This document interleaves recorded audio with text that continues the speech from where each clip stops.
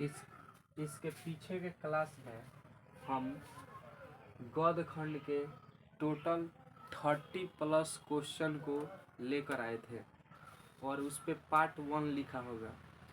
ये पद खंड के टोटल यहाँ पे 70 क्वेश्चन है, यानी 17 है। और ये क्वेश्चन आप लोगों के बोर्ड एग्ज़ाम के लिए बहुत ही इम्पोर्टेंट क्वेश्चन रहने वाला है, क्योंकि ये जो क्वेश्चन है गाइड से उठाकर, यानी बिरलैंड का जो गाइड है उसमें ये क्वेश्चन कौन से क्वेश्चन ज़्यादा बार पूछा है उसी क्वेश्चन को बोर्ड पर लिखा गया है। और ये कोई फेक नहीं है, जो क्वेश्चन ज़्यादा बार पूछा है उसी क्वेश्चन को इस बोर्ड पर लिखा गया है। अगर इस क्वेश्चन को आप सही तरीके से समझ लेते हैं और देख लेते हैं तो हम गारंटी देते हैं कि आपका जो 100 ऑब्जेक्टिव पूछेगा कल के एग्ज़ाम में, जो कल 17 तारीख के एग्ज़ाम होगा, उसमें आप एकदम ऑब्जेक्टिव को फोड़ कराइएगा। क्योंकि इसके पहले वाले क्लास में हम 30 गो ऑब्जेक्टिव को लिखा दिए हैं और समझा दिए हैं। इस वाले क्लास में आप लोग को हम क्या कर रहे हैं, 17 गो ऑब्जेक्टिव को लिखा रहे हैं। तो आप जोड़ लीजिए 30 और 17 47।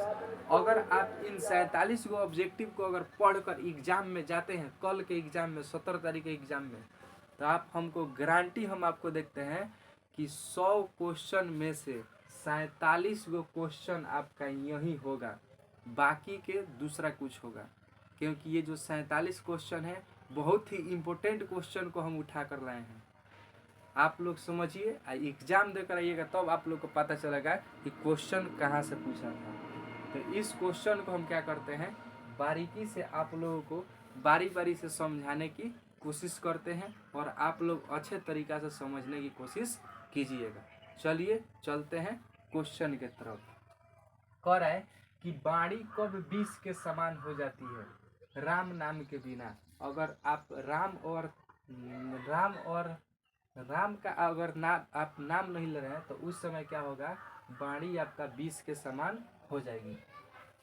गुरु नानक ने किस धर्म के प्रवर्तक किया, तो सिख धर्म के। क्योंकि जो आपके गुरु नानक थे ना, ये भी आपके सिख धर्म के ही थे, जिस कारण से इन्होंने सिख धर्म के प्रवर्तन किया। गुरु नानक का जन्म स्थान कहाँ है, तो गुरु नानक का जो जन्म स्थान था वो पाकिस्तान में था। गुरु नानक का जन्म जो था पाकिस्तान में हुआ था। प्रेम आईनी श्री राधिका शीर्षक कविता में कवि ने मालिन किसे कहा है, तो प्रेम आईनी श्री राधिका में कवि ने माली और मालिन किसे कहा है, तो उन्होंने कहा है राधा और कृष्ण को। घानानंद किस भाषा के कवि थे, तो वज्र भाषा के। घानानंद किस धारा के कवि थे, रीति मुक्त धारा के कवि थे। इन थोड़ा दोनों क्वेश्चन में डिफरेंट नहीं बुझाता है, लेकिन दोनों का आंसर अलग अलग होता है। घानानंद किस धारा के कवि हैं, तो रीति धारा के। और किस भाषा के, तो वज्र भाषा के। नेक्स्ट क्वेश्चन के तरफ आप लोग चलते हैं। कवि घानानंद का वध किसके सैनिकों ने किया, तो नादिर शाह के सैनिकों ने कवि घानानंद का वध किया, यानी मार दिया। भारत सौभाग्य किनका प्रसिद्ध नाटक है, तो प्रेम घन का आपका भारत सौभाग्य प्रसिद्ध नाटक है।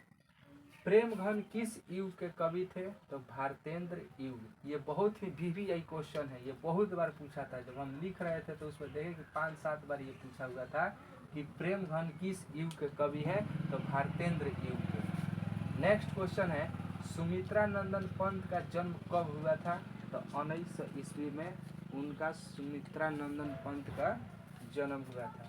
नेक्स्ट क्वेश्चन जो है, दिनकर को ज्ञानपीठ पुरस्कार किस रचना पर मिला, तो उर्वशी।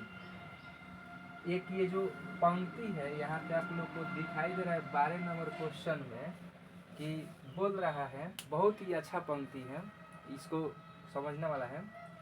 सदियों की ठंडी बुझी राख सुगबुगा उठी, मिट्टी सोने की ताज पहन इठलाती है। किस कविता की पंक्ति है, तो जो जनतंत्र का जन्म था उसी कविता के बीच में के पंक्ति को ये उठाकर यहाँ पे पूछ दिया है। दुर्गांत मानवीय का चित्रण करने वाली कविता है तो हिरोशिमा है। ठीक, हिरोशिमा किस देश में पड़ता है? तो हिरोशिमा जापान देश में पड़ता है। तार सप्तक के कवि कौन है? अज्ञेय है। इसके नीचे का जो क्वेश्चन है आप लोग को दिखाई नहीं दे रहा होगा क्योंकि ये 14 नंबर तक के क्वेश्चन आप लोग को दिखाई दे रहा होगा।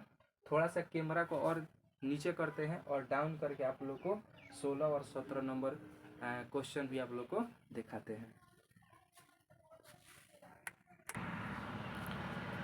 चलिए हम कैमरा को थोड़ा सा डाउन किए हैं।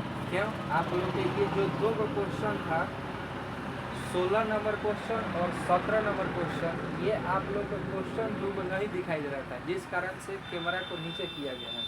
अब देखिए 16 नंबर क्वेश्चन क्या कहता है, थोड़ा सा आप ध्यान से समझिएगा क्योंकि ये जो ऑब्जेक्टिव हम बोर्ड पर लिखे हैं बहुत ही बेहद और इम्पोर्टेंट ऑब्जेक्टिव है। इस ऑब्जेक्टिव को आप लोगों को पढ़कर जाना बहुत ही ज़रूरी है। अगर आप इस ऑब्जेक्टिव को पढ़कर नहीं जाते हैं तो आपसे ऑब्जेक्टिव फिल नहीं होगा, आप गलत गलत टिक लगाएंगे। इसलिए ऑब्जेक्टिव को आप लोग एकदम बेहतरीन तरीक़ा से सही तरीक़ा से पढ़ के जाइए। आइए चलते हैं क्वेश्चन के तरफ। एक वृक्ष की हत्या किस कविता संग्रह से संकलित है? इन दिनों, अजीब नाम है, इन दिनों, समझ रहे हैं? कवित्री अनामिका के अनुसार चौखट में क्या नहीं अटता? तो कवित्री अनामिका जो थी इनके अनुसार चौखट में क नहीं अटता था क्योंकि जो कवित्री अनामिका थी इन्होंने हमेशा अक्षर ज्ञान एक चैप्टर है, सबसे लास्ट चैप्टर है, उसी चैप्टर में ये कवित्री जो है अनामिका अक्षर ज्ञान के बारे में कुछ बतलाई है और उन्होंने कहा है कि जो क होता है वो चौखट में नहीं अटता है।